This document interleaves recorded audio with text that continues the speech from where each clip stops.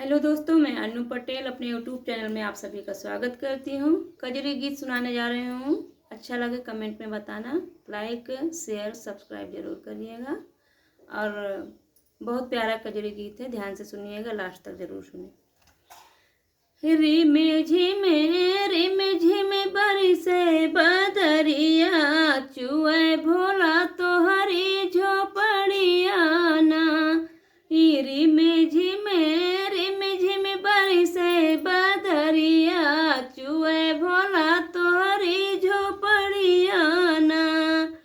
चुए भोला तोहरी झोपड़िया ना, चुए भोला तोहरी झोपड़िया ना।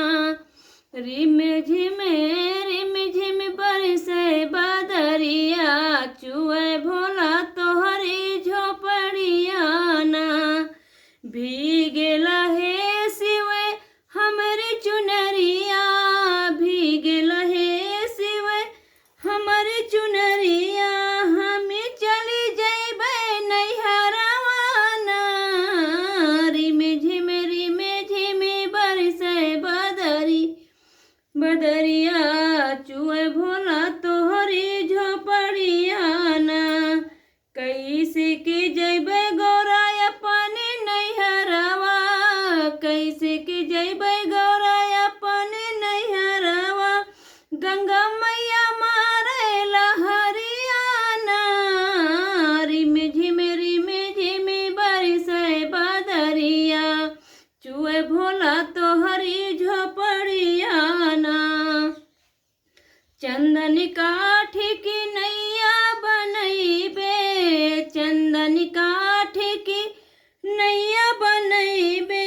चली जबे हे सिवाय अपने नैहरवा, भीगे मोरी चुनरिया ना।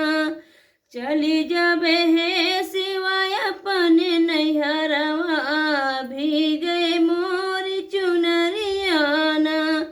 रिमे झिमे बरसे बदरिया, चुए भोला तोहरी झोपड़िया ना। हमारी बचनिया मन मोरे गौरा, हमारी बचनिया मन मोरे गौरा। जिन जाऊँ तू नैहरवा ना। रिमे झिमे बरसे बदरिया, चुए भोला तोहरी झोपड़िया ना।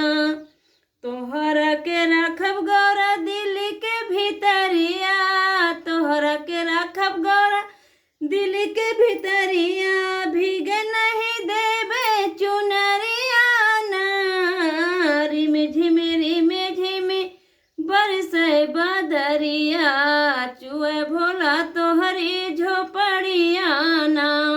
रिमे झिमे बरसे बदरिया।